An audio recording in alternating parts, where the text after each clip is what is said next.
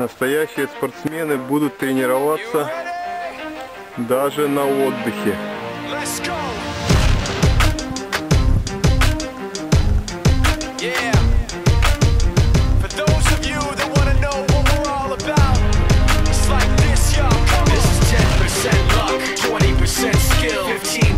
Concentrated power of will, 5% pleasure, 50% pain, 100% reason to remember the name.